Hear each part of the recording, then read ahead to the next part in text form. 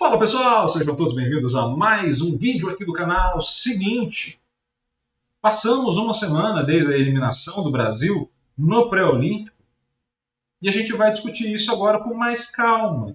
A gente não vai entrar nessa polêmica toda de Ramon Menezes ou não Ramon Menezes. A gente vai trocar uma ideia sobre os principais problemas da seleção e os caminhos que podem haver dentro desse processo que está combinando nessa derrocada da seleção brasileira nas principais competições de futebol mundial e sul-americano, beleza? Então vamos a uma rápida vinheta e na volta a gente vai debater tudo isso no canal dela.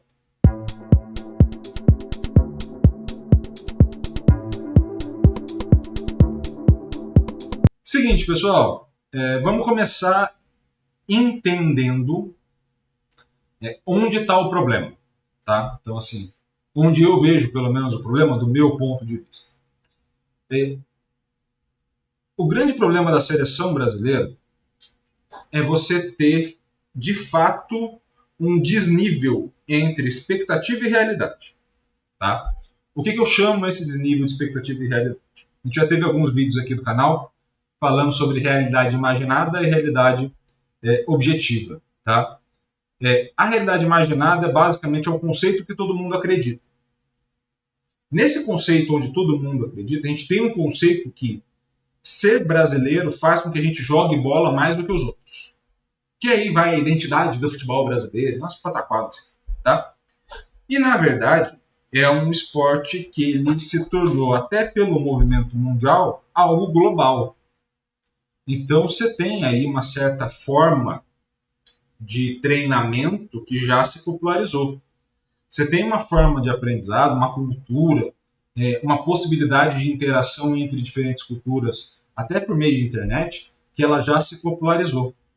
Então, quando eu vejo, por exemplo, vários comentaristas falarem, poxa, mas o Brasil perdeu para Israel. Eu entendo historicamente o comparativo e o porquê que é esquisito perder para Israel. Israel que foi vice-campeão europeu da mesma categoria. Então, assim, qual é o grande ponto aí? A gente não tem a clara noção de qual é o nível que a gente está. Reflita um segundo sobre o que você está falando. Porque se você fizer isso, eu tenho certeza que você vai mudar de opinião sozinho. No momento. Não historicamente, mas no momento. Então a seleção brasileira, hoje, é uma seleção boa. Mas a gente tem boas seleções na América, a gente tem boas seleções na Europa, a gente tem boas seleções na Ásia, na África. A própria América do Norte, você começa a ter boas seleções. A equipe do Canadá era muito bem organizada na Copa do Mundo. Ah, Iago, mas não venceu. Eu sei. Mas dificilmente você vai ter aquela seleção que vai tomar 6, 7, 8. Né? Uma Arábia Saudita, antigamente, por exemplo, tomava chocolate atrás de chocolate. Ganhou da Argentina campeão do mundo na última Copa. Por quê? Porque a gente não tem a clara noção de uma certa hierarquia de momento. Então, quando a gente fala para a seleção e olha para a seleção, a primeira coisa que me vem à cabeça é há uma distância entre a realidade objetiva dos fatos e a imaginada. A gente está olhando a seleção com um olhar histórico, que pode até servir de parâmetro até algum momento, mas a gente para nesse olhar histórico sem fazer uma análise do presente e do real. Né? Do real agora mais objetivo. Então esse é o primeiro ponto. Esse é o primeiro grande problema do futebol brasileiro. Por quê? Porque a gente cria condições de preparação, e aí vamos começar a série de culpados. Olha a denúncia aqui, ó. A gente cria condições de preparação que não são adequadas. Então vamos lá. Vamos à CBF, que é a principal culpada, e vai aglomerar os culpados juntos à sede da CBF. Ah, vai, é mesmo? Quando a gente pensa a preparação do jogador, e eu estou olhando pelo viés acadêmico, que é o que eu participo, tá? Da parte de laboratório, de estudos, uma série de coisas, a gente vai desenvolver pesquisas, por exemplo. Então eu vou desenvolver pesquisas científicas com futebol. Melhor forma de preparação. Quando eu estou na Inglaterra, a melhor forma de preparação num país pequeno, em termos territoriais, é uma feita pela FA, Federação da Inglaterra, que é conduzida com os treinadores e onde eles possam ramificar essa preparação. Quando eu falo da preparação na Espanha, outro país pequeno de extensão, também, né, você tem a Federação Espanhola, você tem uma série de aulas e formações dos professores para eles irem até os alunos, até os locais de treinamento e desenvolverem sua prática. Portugal, a mesma coisa, e a gente vai indo assim sucessivamente. O grande detalhe há uma padronização maior lá fora, até porque é mais fácil, do que no Brasil. Não me diga. Sim, é. E aí, quando você chega no Brasil, a gente pega um artigo científico, uma preparação ali que você vai ter de um modelo de treinamento, de uma forma brasileira de se entender o futebol, umas coisas meio pirotécnica. Isso, rapaz, tenha calma, meu filho, não faz. Você está impossível. Ficou entusiasmado demais. Precisa de estrutura. Eu preciso do golzinho pequeno para fazer o jogo reduzido que está sendo proposto. Porque senão a bola sai, e aí não é uma questão, Iago, mas você quer tudo da melhor forma. Não. É que se eu estou querendo, por exemplo, aumentar o ritmo e ter uma prática até de um nível físico um pouco maior, a bola escapar e não ter a rede no golzinho faz que eu perca tempo. Não dê o estímulo que eu quero, que eu planejei originalmente. O fato de não ter uma estrutura, de ter um campo que é desnivelado, faz com que eu tenha também, de fato, uma dificuldade em fazer passes. Porque o campo está desnivelado. Mas ele pode se adaptar porque é o jeito brasileiro de jogar? Eu sei, pode. Mas aí você vai ter desnível. Um lado adapta, outro não. Outra estrutura serve, a outra não. Então, montar um jeito único brasileiro de conduzir a vida não serve no centro das grandes cidades e não serve no interior das grandes cidades. Não serve, literalmente, nas capitais e não serve lá dentro da cidadezinha mais pobre do IDH brasileiro. Por quê? Porque não vai ter a mesma estrutura. Não vai ter a mesma forma de preparo. E o pior de tudo, é óbvio que a gente está colocando, por exemplo, quando a gente fala da CBF, Academy e uma série de outras coisas, você está colocando isso nos grandes centros, com acessos elitizados, com acessos, de fato, muito mais custosos. Por quê? Porque eu ainda preciso colocar uma certa elite financeira do futebol para dentro do clube e para dentro da seleção. Então a gente já começa as preparações de uma maneira muito ruim. Que é mentindo, achando que todo mundo vai ter a mesma oportunidade de estar no centro de treinamento do São Paulo, e não é verdade. O Palmeiras, aí você pega os grandes clubes, tá? Aí tanto faz. Vai tomar no cu, caralho! Vai se fuder, porra!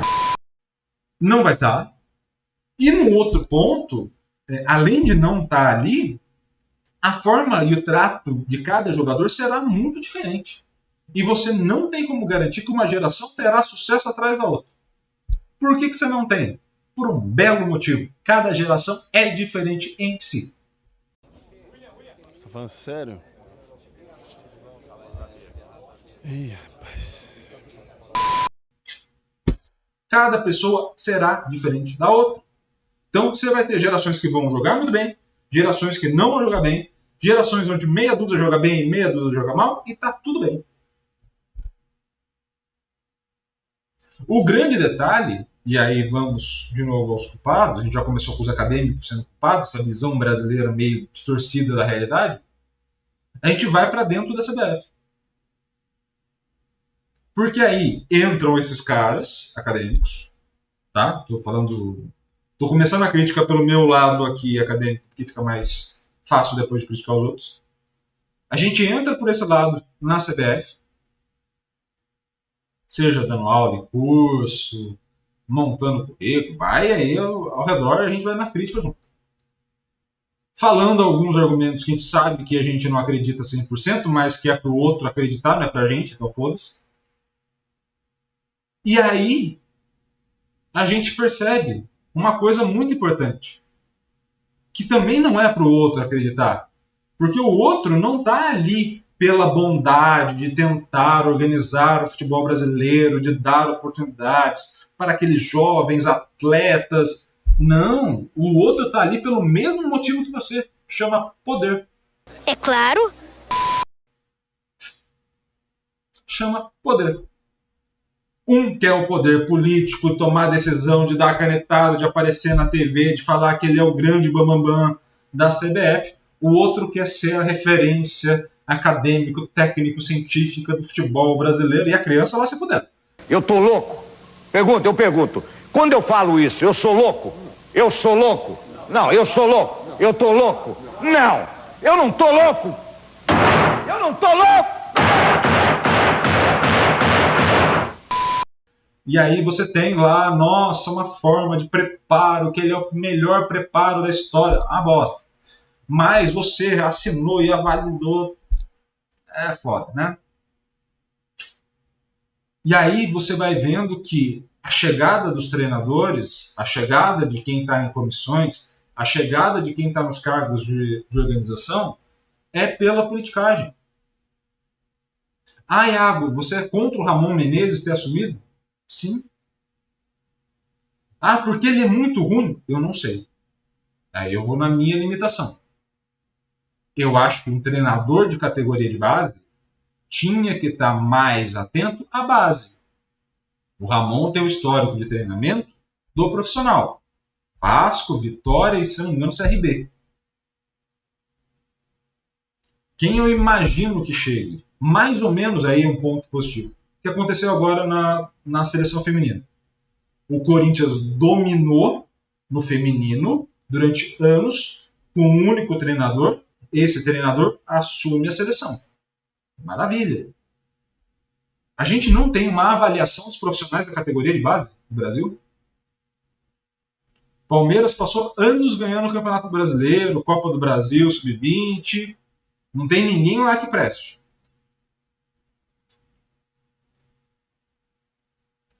São Paulo tinha uma boa época. Tem ninguém lá que é bom, né? Ou a gente vai esquecer que o último campeão olímpico foi o André Jardine, que foi da base do São Paulo. É uma progressão de carreira. É uma especialização que você tem ali, de fato, do problema. Você vai lidar com jovens, você precisa ter um preparo, você precisa ter uma experiência, uma expertise para estar ali. Então, eu não espero que o Ramon Menezes, que treinou profissional, vá para a base. Eu espero que o cara da base, que foi muito bem ao longo dos anos, onde eu tenha alguém de seleções, que agora é o Rodrigo Caetano provavelmente, que vá observar esse trabalho e vai eleger o melhor. Ou pelo menos seja o melhor resultado. Tá? E aí é a minha crítica de não falar do trabalho do Ramon Menezes. Ah, Iago, você achou que jogou bem? Não, jogou uma merda. O jogo foi horrível. Mas eu não sei o trabalho do dia a dia. Por quê? Porque a base não é importante para grande parte da mídia. Então você acaba não sabendo como que trabalha. Você acaba sabendo o resultado, que é o campo e bola. E a partir disso você pode fazer uma crítica ao trabalho no sentido de substituição. Ah, tirou o Hendrick, colocou John Kennedy só na metade para o final do jogo contra a Argentina. Mas assim, eu não sei a justificativa do cara, eu não sei o porquê que ele fez ou porquê que ele não fez. Então, o trabalho você não avalia, você avalia o resultado foi horrível. Dito tudo isso, né, passando por esses pontos, a gente já foi dos que estão afora da CBF, que olham vividamente para aquele ambiente, querem o poder daquele ambiente. A gente olha para a CBF, que quer o poder dentro daquele ambiente, até porque é uma grana muito lindíssima de você assinar o contra-cheque. Um poder grande você ter isso em mãos. Deve ter sido isso, o êxtase. Ele deve ter gozado. E aí você vai para os jogadores. Que sejamos honestos, a gente tem uma péssima avaliação deles. Oh, don't cry, are you? E aí eu não estou falando que eles são nota baixa, tá? Estou falando que a gente avalia muito mal. A gente tem uma capacidade de avaliação do jogador brasileiro que é muito ruim. Muito ruim. Quando a gente olha a equipe da Argentina, quando a gente olha as outras equipes, elas não são acima da equipe brasileira. Mas também não estão abaixo. Você não tem na seleção brasileira um lateral esquerdo como o Barco, que agora está do Brighton, mas que era do Boca Juniors. Você tem o principal jogador da geração do Endrick argentino, né, digamos assim, que é o Echeverri, que foi para o City agora. Então, assim, mais ou menos o mesmo tempo de carreira, né? Vão na metade do ano, um para o City e outro para o Real Madrid. Né? Você tem nesses jogadores, por exemplo, um sendo o principal astro da seleção, já, e o outro sendo o banco. Bem ou mal, críticas ao Mascherano ou não, o outro era banco. Quando a gente começa a olhar, a gente começa a ver que são personagens que a gente lembrava deles em algum momento. Por exemplo, se você olhar a zaga, o Valentini da Argentina era o jogador que jogou a final da Libertadores com o Boca Juniors. O Medina, que estava no meio-campo da Argentina, também estava na final da Libertadores contra o Fluminense, pelo Boca Juniors. O Barco, como a gente falou agora, lateral esquerdo. Você tem o Echeverri, que estava no River Plate até. Então, você tem bons jogadores em cada seleção. Mas os grandes craques estão na geração ainda a posteriori, para frente, que são Endrick e Echeverri, que provavelmente não vão disputar mais esse tipo de competição, que já estarão nos clubes principais do mundo na próxima. Então, assim, você tem nesse cenário uma falta de avaliação muito grande. O Andrei está tendo problema de adaptação na Europa. Porra, era o melhor momento para convocar o Andrei? E aí eu não estou falando que ele nunca deva ser convocado. Estou falando eu não tenho nenhum outro volante mapeado que não seja o Andrei. Isso mesmo. Eu não tenho nenhum outro lateral, nenhum outro zagueiro. Eu tenho sempre que levar os mesmos. Isso mesmo. Sendo que eu não vou ter tempo de preparação, esses caras não estão bem. E por fim, e aí é um recado para a molecada. E eu falei isso no vídeo do Endrick e mantenho aqui. Todos são culpados. Tá? Então já passamos aí basicamente pela cadeia do futebol, né, por todos os setores, mas a apatia do banco no final foi triste. Porque a apatia do banco revela que essa molecada não está afim de mudar as coisas, de fato. Se ganhar na bola, ganhou. Se não ganhar, vai para casa e segue a vida. Vai ficar chateado, ok. Vai ficar puto, sair desgostoso. Não vai. E aí a gente precisa começar a questionar não só a preparação do jogador enquanto jogador campo-bola, mas um pouco a preparação do indivíduo. O quão submissos são os jogadores brasileiros para olhar um cenário desse e não ficar puto. Para não incentivar o companheiro que está ali. Iago, ia fazer diferença? Não sei se ia fazer diferença no resultado, mas ia fazer diferença na postura. Perder é uma coisa, aceitar a derrota da maneira como foi, tudo é triste. Aí de fato é triste. Então, assim, quem tem culpa nisso? Tem culpa todo mundo. Todo mundo tem culpa. Exato. Tem culpa o CNM, tem culpa o Daronco, tem culpa o VAR, tem culpa o Abel, tem culpa o Dorival, os jogadores, tem culpa o Cuca, tem culpa a Leila, tem culpa o Lane. Todo mundo alimenta esse caos. Tem culpa todo mundo. O grande problema é que dessa culpa que todos têm, poucos vão fazer reflexão, porque faz parte da gente achar que estamos na fossa, fazer 3-0 numa seleção da Argentina agora com o Dorival e achar que o futebol seguiu, porque é assim que funciona. quando a gente fala que tem culpa o CNM, tem culpa o Dorival, tem culpa a Leila, tem culpa a todo mundo. Inclusive, desejo que tenha culpa você também. Tá bom? Seguinte, pessoal. Gostou do vídeo? Se gostou, curta, comente, compartilhe esse vídeo com o máximo possível de gente. E é claro, se inscreva no canal e ative o sininho para receber todas as notificações aqui do canal. Combinado? Um grande abraço a todos, um beijo e valeu, até a próxima!